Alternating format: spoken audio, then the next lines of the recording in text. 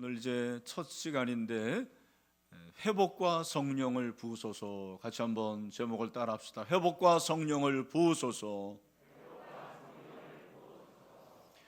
2023년 새해 여러분의 가정과 범사 가운데 하나님이 주시는 복이 충만하게 되기를 축원합니다.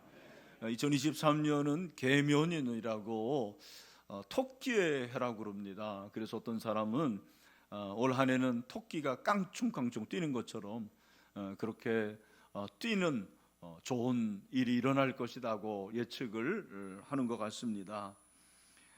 트렌드 코리아라는 책에서 2023년 새해의 트렌드를 예견하는데 몇 가지 참고할 것이 있습니다. 첫 번째는 평균 실종, 우리 사회가 양극화 현상이 점점점 심해질 것이다라는 것입니다. 개인도 그렇고 교회도 양극화, 잘 되는 교회는 더 잘 되고 힘든 교회는 힘들어지고, 그리고 사업도 마찬가지죠. 두 번째가 오피스 빅뱅 그래가지고 일터가 송두리째 달라진다고 그렇게 얘기를 하고 있습니다. 그리고 세 번째가 인덱스 관계인데, 관계가 중요한데 여러분, 인덱스가 이게 인덱스잖아요. 제가 책을 읽을 때마다 늘 인덱스를 붙여서 그 책의 중요한 부분을 표시를 하는데, 인덱스는 뗐다가 붙였다가가 쉬워요. 그러니까 인간의 관계가 지금까지는 학연, 지연 이런 걸로 이루어졌는데 아주 확실하게 더 깊은 관계는 깊어지지만, 그러나 그렇지 않은 관계는 랜덤으로 그렇게 헤어지기 쉬운, 그리고 쉬운 방식으로 만들어진다라는 것입니다. 여러분, 우리가 처해 있는 우리의 상황을 보면 이제 4년째 코로나19 팬데믹이 지속되고 있습니다. 언제 마스크를 벗을 줄 모르겠어요. 아마 우리 생전에 마스크를 못 벗을 수도 있겠죠. 더군다나 세계적인 경제 공황으로 인해서 경제적인 위기를 당하고 있는 것이 사실입니다. 그러니까 이 사회는, 우리의 이 상황은 굉장히 부정적이고 암울하다, 그렇게 말할 수가 있습니다. 제가 작년에 요엘서를 읽어가는 가운데 이 요엘서를 읽으면서 우리와 시대적인 상황도 다르고 장소의 배경도 다르지만 그 처한 현실이 굉장히 유사하다라는 생각을 했습니다. 이유가 뭐냐면 이 요엘서의 배경은 하나님께서 이스라엘 백성들에게 예언하시는데 그 상황이 여러 가지 모습으로 암울했기 때문입니다. 요엘은 선지자죠. 이름은 하나님은 여호와시다, 여호와는 하나님이시다라는 그런 뜻을 가지고 있습니다. 1장 1절을 보면 부두엘의 아들이라고 했는데, 부두엘이 아버지인데 성실하신 하나님, 그런 뜻이 있어요. 성실하신 하나님이라는 이름을 가진 아버지의 아들, 그리고 여호와는 하나님이다. 좋은 믿음의 가정이라는 것을 우리에게 말해주고 있는 거죠. 그런데 요엘서에는 특이한 것이 있습니다. 요엘서를 우리가 꿰뚫을 수 있는 두 가지 핵심 단어가 있는데, 그게 바로 메뚜기와 성령이라는 거예요. 이 메뚜기라는 것은 여러분이 아시는 대로 곤충인데, 팔레스타인 지방에서 메뚜기가 날아오면 농작물을 다 갉아먹고 황폐하게 만드는 그런 주범이 됩니다. 1장 4절에 보면 팥중이가 남긴 것을 메뚜기가 먹고 메뚜기가 남긴 것을 느치가 먹고 느치가 남긴 것을 황충이 먹었도다, 그렇게 말씀을 하고 있는데, 팥중이와 메뚜기, 느치가 다 같은 의미입니다. 구분을 하기가 어려워요. 메뚜기라고 보면 됩니다. 메뚜기가 날아와 가지고 필요한 농산물을 다 갉아먹으니까 그 땅이 황폐화 된 것을 말하는 것입니다. 이것은 재앙이에요. 그러니까 요엘서에서 메뚜기는 재앙을 상징하는 거예요. 이스라엘 백성들이 하나님을 떠나고 배교하고 배역함으로 그 땅이 황폐하게 되는 것을 말하는 것입니다. 그 땅뿐만 아니라 이스라엘 백성들의 영적인 상태가 황폐해졌죠. 그 결과 어떻게 됩니까? 어떤 사람들에게 영향을 미치냐면 술 취한 사람들에게 영향을 미칩니다. 그러니까 술 취했다라는 것은 방탕한 사람들을 말하는 것입니다. 그리고 일반 백성들과 농부들에게 영향을 미칩니다. 그러니까 전 사회 계층에 영향을 미치게 되는 것입니다. 이 재앙으로 말미암아 무엇보다도 경제적 기반이 무너지는 것을 볼 수가 있습니다. 1장 16절 18절에 보니까 먹을 것이 우리 눈앞에 끊어지지 아니하니, 먹을 게 없어졌어요. 하나님의 성전 앞에 가도, 하나님 앞에 나아가도 기쁨이 없어요. 씨가 흙덩이 아래에서 썩어졌습니다. 창고가 비었습니다.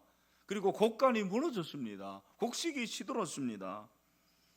가축이 울부짖습니다. 먹을 게 없으니까. 그리고 소떼가 소란하고 꼴이 없으므로 양떼도 피곤하다고 그랬습니다. 온 나라 경제가 무너진 것을 우리에게 말씀을 하고 있지 않습니까? 여러분, 이 말씀이 오늘 우리의 삶에도 그대로 적용이 되는 것 같습니다. 메뚜기 재앙이 어찌할 수 없는 재앙이었다면 코로나19가 어쩌면 우리에게 재앙이 될 수도 있는 것입니다. 이 코로나19에 영향을 받지 않는 사람이 한 명도 없는 것 같아요. 대통령도 마스크 써야 되고 코로나 걸리고 저와 여러분도 예외가 아닌 것입니다. 그로 인해서 우리나라 경제가 얼마나 힘들어집니까? 전 세계 경제가 위기입니다. 어떤 사람들은 자본주의의 종말이 왔다라고 예단하는 사람도 있는 것 같습니다. 이 사실을 통해서 우리 기성세대에게, 저와 여러분에게 주시는 메시지가 뭐라고 생각하십니까? 돈이 전부가 아니라는 거예요. 물질이 전부가 아니다. 돈은 언젠가는 무너지고 말 것이다 라고 말씀하십니다. 여러분들이 돈을 쌓으면 쌓을수록 두려워지고 그 돈으로 인해서 우리가 어려움을 당하는 경우가 많이 있습니다.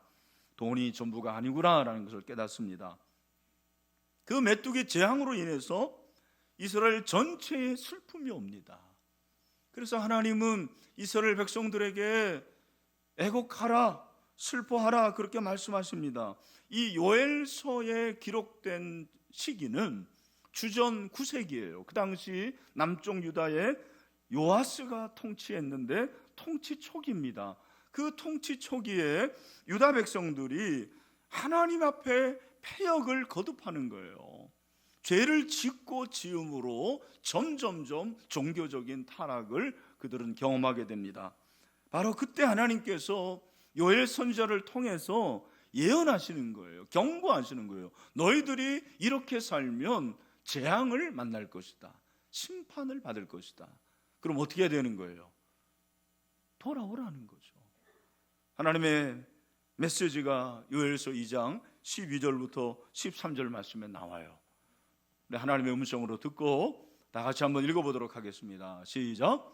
여호와의 말씀에 너희는 이제라도 금식하고 울며 애통하고 마음을 다하여 내게로 돌아오라 하셨나니 너희는 옷을 찢지 말고 마음을 찢고 너희 하나님 여호와께로 돌아올지어다. 아멘. 그는 은혜로우시며 자비로우시며 노하기를 더디하시며 인애가 크시사 뜻을 돌이켜 재앙을 내리지 아니하시나니. 아멘. 여러분, 마음을 찢으라는 건 뭘 말합니까? 회개를 말하는 거예요. 오늘 저와 여러분 가운데 회개 역사가 있게 되기를 소망합니다. 돌아서야 돼요. 돌이켜야 돼요. 주님께 돌아와야 돼요.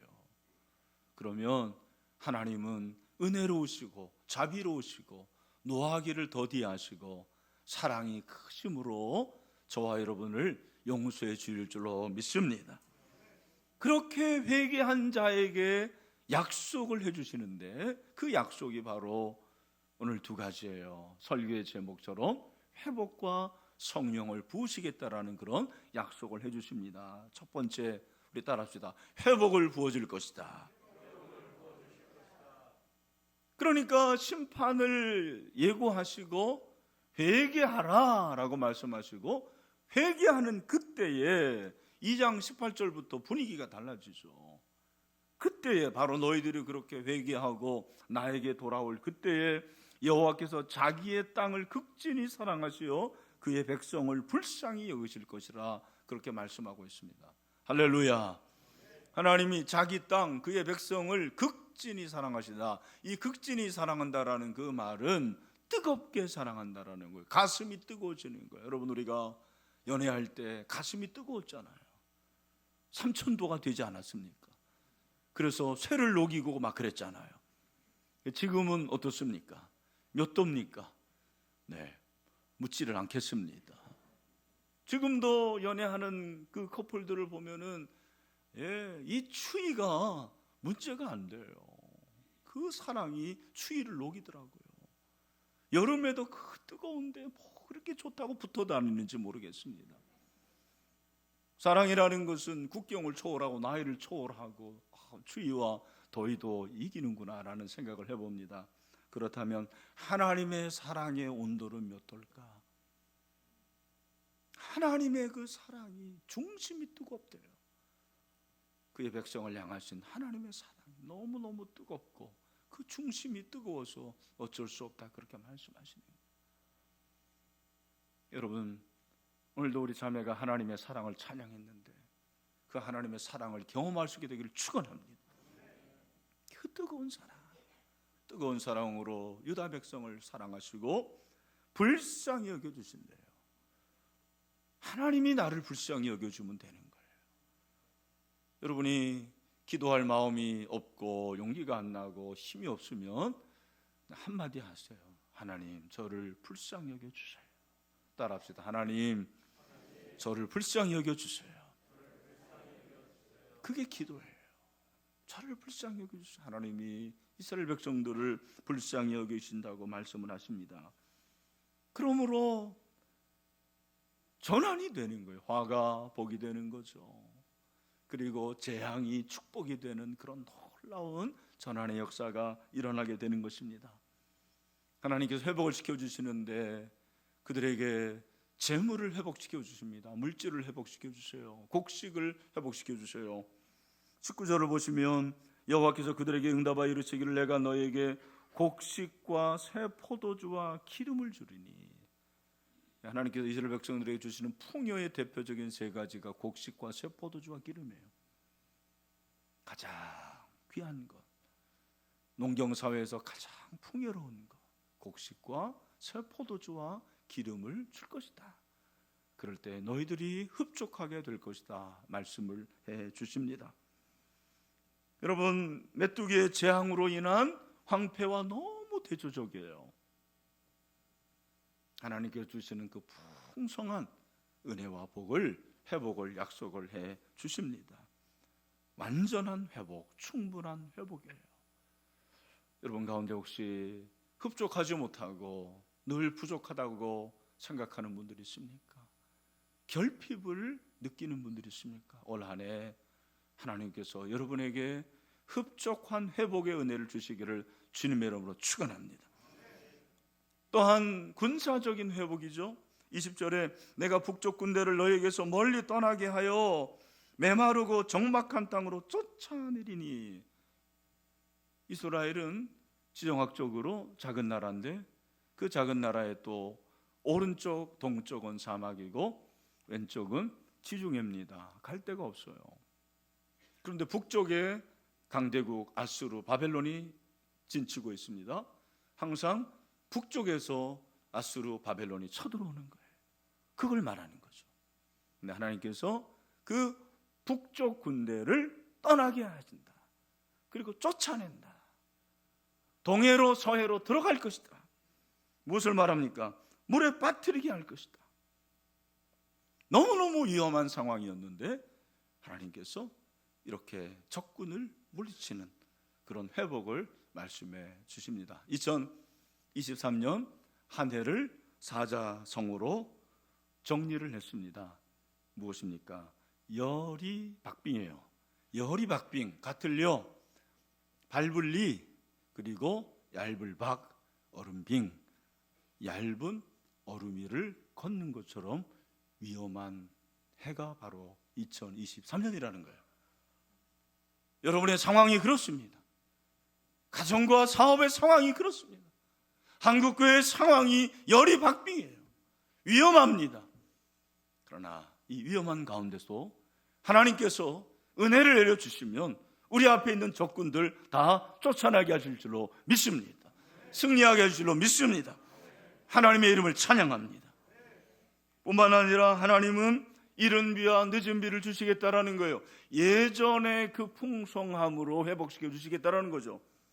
23절에 보니까 시온의 자녀들아 너희는 너희 하나님 여호와로 말미암아 기뻐하며 즐거워할지어다. 그가 너희를 위하여 비를 내리시되 이른 비를 너희에게 적당하게 주시리니 이른 비와 늦은 비가 예전과 같을 것이라. 아멘. 팔레스타인은 1년에 2번 비 옵니다. 이른 비가 오고 늦은 비가 옵니다. 우리처럼 자주 안 옵니다. 그 비를 가지고 농사를 짓는 거예요. 그러니 그들은 늘 하나님만 바라봐야만 됐습니다. 무엇을 말합니까? 여러분, 우리가 한 해를 살면서 어떤 문제가 있든 어떤 기도의 제목이 있든 하나님만 바라보는 믿음이 있게 되기를 축원합니다. 이른 비를 주십니다. 늦은 비를 주십니다. 응답해 주십니다. 하나님이 은혜를 낼 줄로 믿습니다. 그러니까 감사하고 기뻐하는 거죠. 그런데 진짜 회복이 있더라고요. 물질로도 회복이 되고, 그리고 적군이 떠나가는 회복 뿐만 아니라 하나님께서 이른 비와 늦은 비를 통해서 주시는 그런 풍요의 회복도 있지만 하나님이 진짜 원하시는 회복이 있더라고요. 그게 바로 오늘 27절에 있어요. 우리 20절 말씀을 같이 한번 읽어보도록 하겠습니다. 27절 시작. 그런즉 내가 이스라엘 가운데 있어 너희 하나님 여호와가 되고 다른 이가 없는 줄을 너희가 알 것이라. 내 백성이 영원히 수치를 당하지 아니하리로다. 아멘. 저는 27절 말씀이 너무 마음에 와닿았어요. 회복이 뭐냐? 오늘 회복의 정의가 여기 나와요. 하나님이 이스라엘 가운데 있어 너희 하나님 여호와가 되고. 회복은 하나님이 우리 가운데 계시는 것이 회복입니다. 하나님이 우리의 하나님이 되시는 것이 회복입니다. 아무리 물질이 회복이 되고 이 세상에 어떤 것들에 대한 회복이 있더라도 하나님이 우리 가운데 계시지 않으면 안 되잖아요. 하나님이 여러분의 가정 가운데 계시게 되기를 축원합니다. 오늘 이 예배 가운데 임하시기를 소원합니다. 하나님이 나의 하나님이 되심이 회복입니다. 하나님이 우리의 하나님이 되시는 것이 회복입니다. 그래서 3장 17절에 그 결과가 나오는 거잖아요.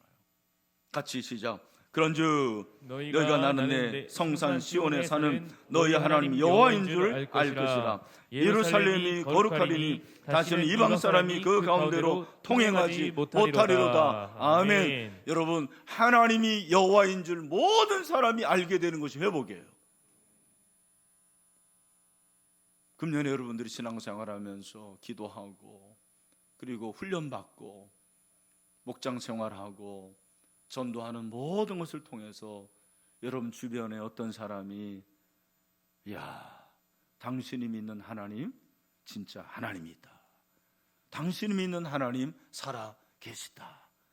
이런 간증이 되기를 주님의 이름으로 축원합니다. 하나님은 지금도 저와 여러분을 회복시켜 주십니다. 회복을 부어 주십니다. 그런 회복의 역사가 있게 되기를 축원합니다.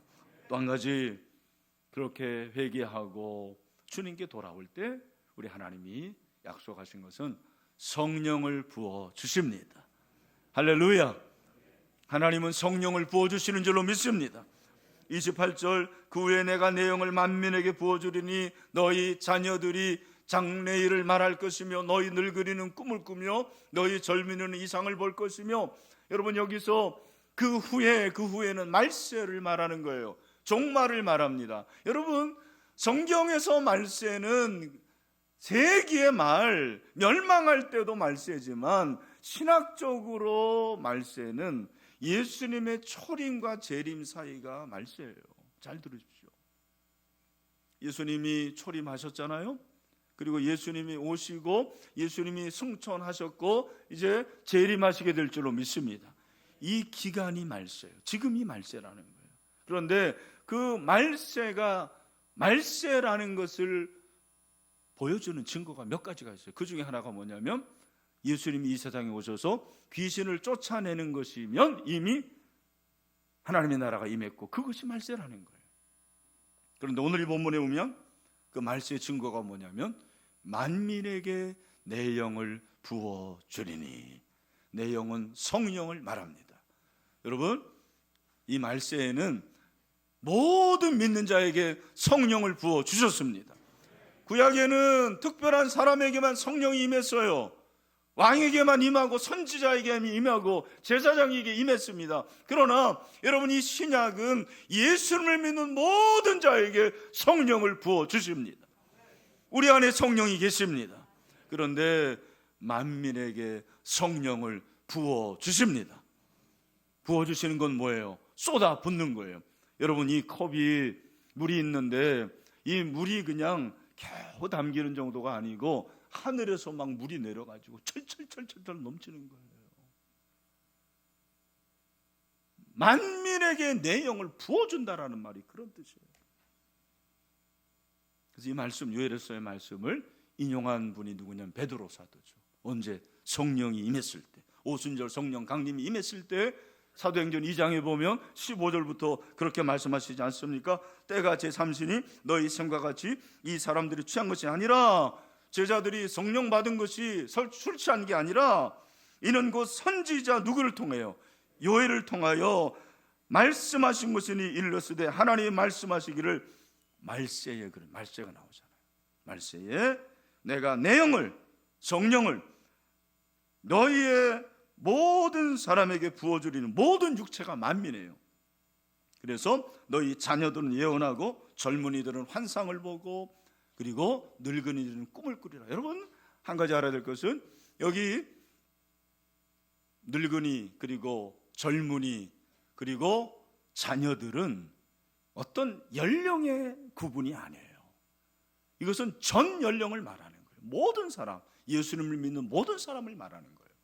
그리고 예언과 꿈과 그리고 환상은 구분된 게 아니고 사실은 같은 겁니다. 성령을 말하는 거예요. 여러분, 이 말세에 하나님의 백성들에게는 연령에 상관없이 성령을 부어 주십니다.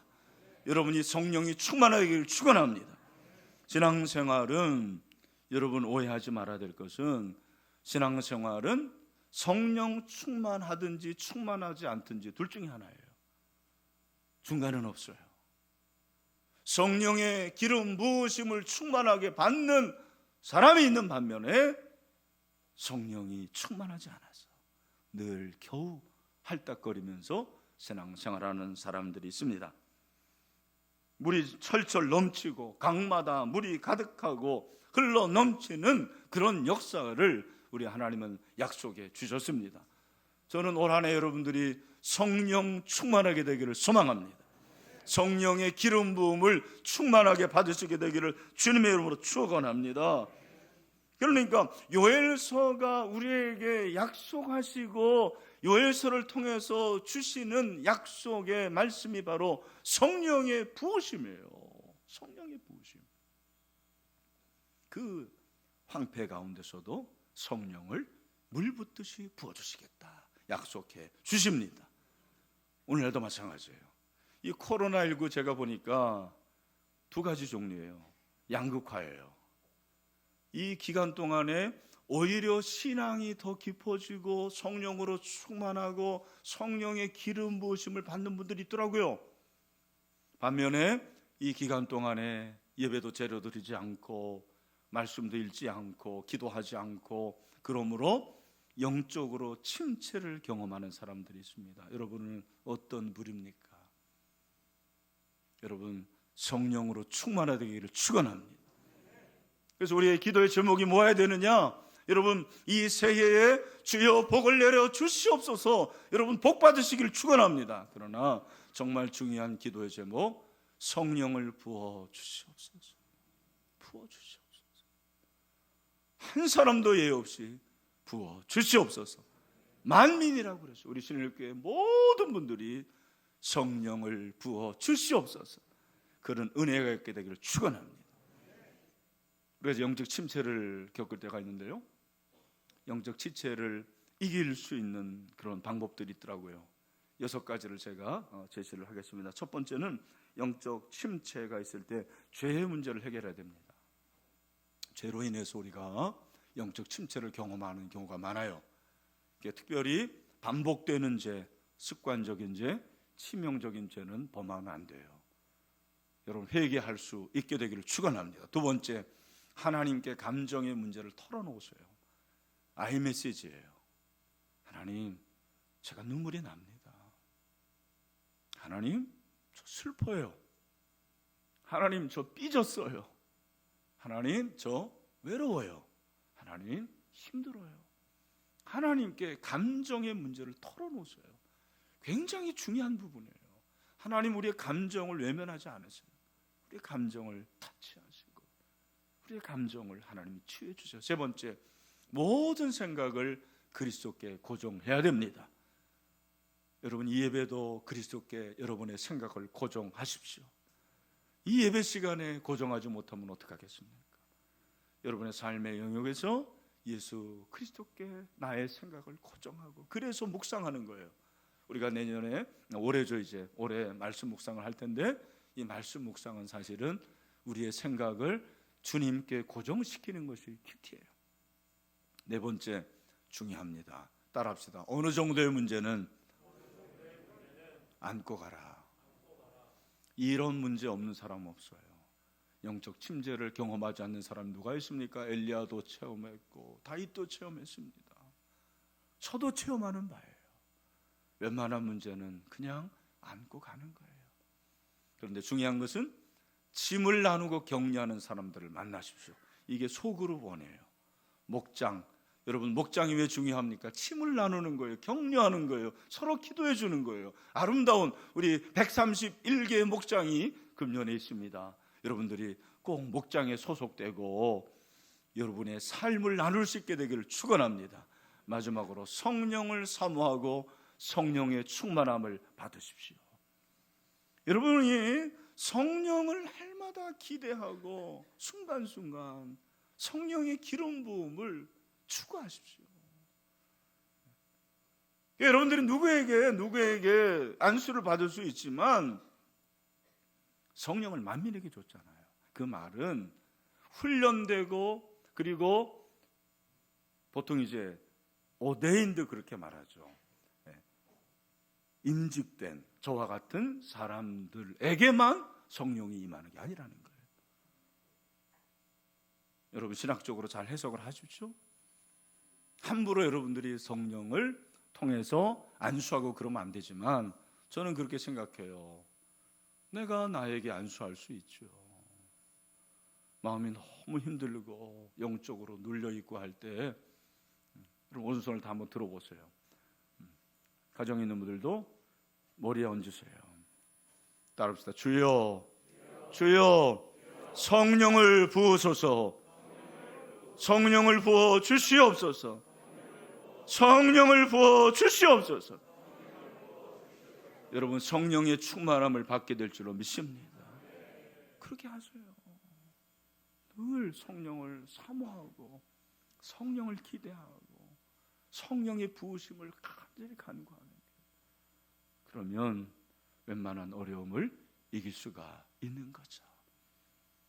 사랑하는 신혜의 성도 여러분, 2023년은 결코 만만치 않습니다. 여러 가지 지표들이 좋지 않아요. 그리고 상황이 굉장히 열악한 것이 사실입니다. 그러나 오늘 이 말씀 꼭 기억하고 우리 사랑하는 신들의 모든 성도 여러분, 우리 주님께 돌아갑시다. 그리고 회복을 구합시다. 성령을 부어 주시옵소서. 오늘 이 시간에 하나님이 그렇게 할 줄로 믿습니다. 그래서 승리할 수 있는 올 한 해가 될 수 있게 되기를 주님의 이름으로 축원합니다.